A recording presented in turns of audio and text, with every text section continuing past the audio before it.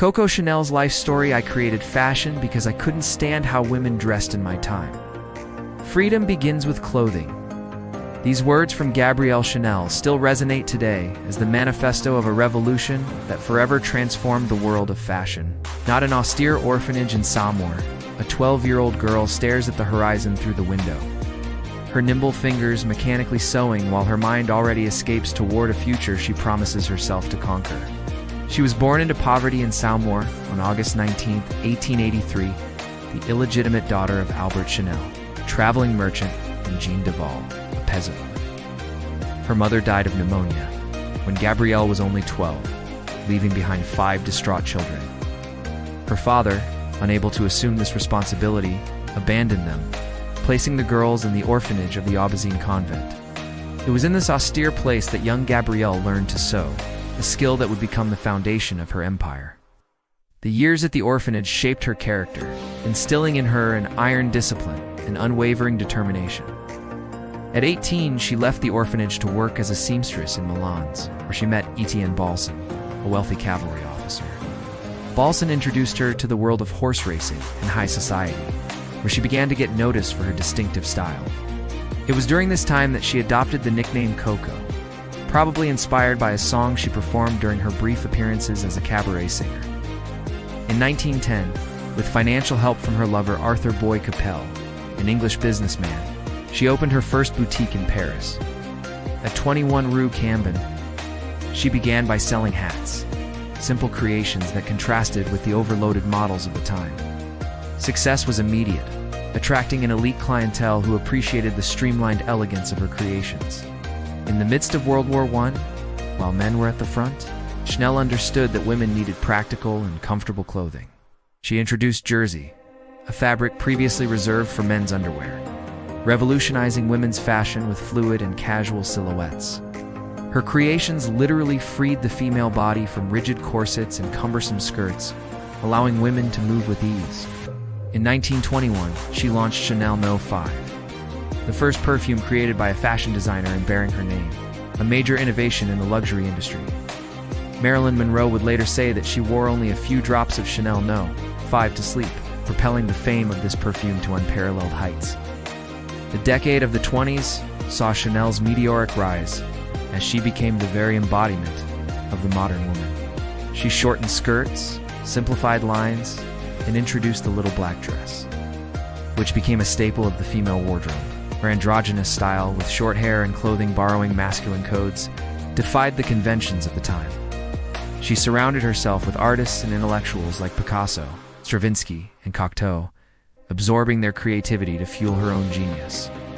The crisis of 1929 and the arrival of World War II marked a turning point in her career. She closed her fashion house in 1939, keeping only her perfume shop.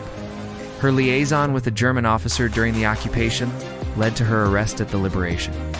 Although she was quickly released thanks to her influential connections, this controversial episode drove her to exile in Switzerland for nearly 15 years, a period of isolation and reflection. In 1954, at the age of 71, when everyone thought she was finished, she made a triumphant return to haute couture. Her collection was initially coolly received by the French press, but Americans were enthusiastic about her tweed suits, quilted chain bags, and costume jewelry. She reinvented the Chanel suit, a combination of a structured jacket and straight skirt, which became the uniform of the elegant woman of the 60s. Jackie Kennedy, a style icon, wore a Chanel suit the day of her husband's assassination, forever immortalizing this piece in fashion history.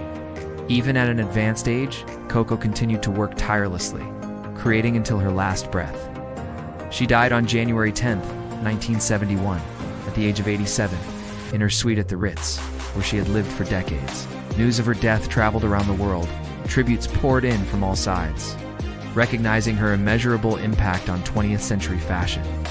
Karl Lagerfeld would later take the reins of the house, perpetuating her legacy while reinventing it for future generations. More than a fashion designer, Coco Chanel was a visionary who understood before anyone else that clothes could be both beautiful and functional. She transformed the female silhouette, freeing women from clothing constraints to allow them to fully participate in modern life. Her philosophy of elegant simplicity, summarized by her famous phrase, Luxury is what you don't see, continues to influence contemporary fashion. Her iconic logo, the two interlaced C's, has become one of the most recognizable symbols in the world, embodying timeless elegance. Decades after her death, her influence remains omnipresent. In every little black dress, in every designer perfume, in every accessory that combines functionality and beauty, Coco Chanel didn't just change how women dress, she changed their relationship with the world, offering them new freedom through her creations. From the Saumur orphanage to Parisian runways, her journey embodies the French version of the American dream, proving that talent and determination can transcend the humblest origins. Her story is that of a woman who refused the limits imposed by her era, creating her own definition of success and femininity. In a fashion world dominated by men, she imposed herself through the strength of her vision and the relevance of her innovations. She built an empire that endures today, a symbol of accessible luxury that speaks to all generations. The House of Chanel, valued at several $billion, testifies to the durability of her vision and her acute business sense. Beyond the numbers, it's her cultural impact that remains most impressive, having redefined the contours of modern elegance. Films, biographies, and exhibitions are regularly dedicated to her, testifying to the fascination she continues to exert. Her Parisian apartment, preserved intact above the historic boutique on Rue Cambon, has become a pilgrimage site for fashion lovers. The contradictions of her personality, both traditional and revolutionary, austere and sensual, independent and vulnerable, continue to fascinate. She lied about her past, reinvented her biography, created her own mythology, instinctively understanding the importance of storytelling and building a brand. Her aphorisms, fashion fades, style remains, or to be irreplaceable, one must be different, have become mantras for generations of creators. She transformed elements of male and working-class wardrobes into symbols of luxury, demonstrating that elegance lies not in ostentation but in accuracy.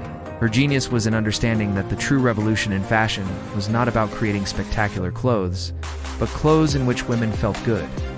By removing the superfluous, she reached the very essence of style, creating pieces that cross eras without ever seeming dated. Today, as fashion rediscovers the virtues of sustainability and timelessness, Chanel's principles seem more relevant than ever. Her life, marked by personal tragedies and professional triumphs, continues to inspire those who dream of transforming their vision into reality. What aspect of Coco Chanel's legacy do you find most revolutionary for her time? And how do you think her vision still influences the way we dress today?